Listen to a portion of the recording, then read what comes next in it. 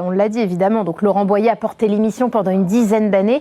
Est-ce qu'il y a eu une passation en coulisses quand on vous a proposé de reprendre l'émission? Vous vous êtes appelé, comment ça s'est passé? Vous le connaissez? Il est là, ah bon, on se connaît très bien. Déjà, Laurent, j'ai été sa doublure quand il est arrivé à RTL. Donc moi j'étais à RTL et je faisais des interviews de chanteurs, et Laurent est arrivé pour faire une émission qui s'appelait La Tête dans les étoiles, qui était en fin de matinée sur RTL au début des années 2000.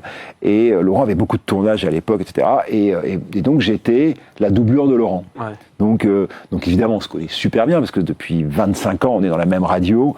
Moi, j'ai une immense admiration, un immense respect pour ce type qui a... je sais pas si vous êtes un peu jeune pour connaître, mais pour moi, dans les années 90, j'étais un bébé animateur. Il y avait deux mecs que j'admirais particulièrement, qui étaient lui et Delarue, pour la même raison, qui était leur qualité d'écoute. Ouais, bien sûr. C'est-à-dire la capacité qu'ils avaient à rien dire et à écouter les gens qui étaient en face d'eux. C'était fascinant. Et donc, voilà, j'ai une admiration pour Laurent. Et pour répondre à votre question, il est la première personne que j'ai appelée quand on m'a dit c'est Fréquence Star, parce qu'au début, on était parti sur d'autres noms, etc. Puis moi, je trouvais que le costard était... Enfin, ouais, c'était balèze, quoi.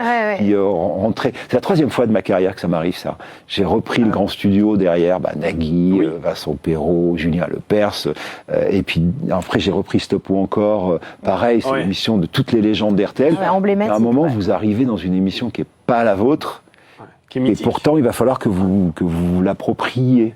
Donc voilà, et donc là c'est Fréquence Star. Donc j'ai appelé Laurent, je lui ai dit écoute, voilà, je veux pas que tu la prennes de la bouche de quiconque d'autre que moi. Et il a bien réagi. Il était content pour moi que j'ai une émission. Après, les discussions avec la chaîne, c'est au-dessus de ma tête que ça se passe. Mais avec moi, il a été, comme d'habitude, incroyable.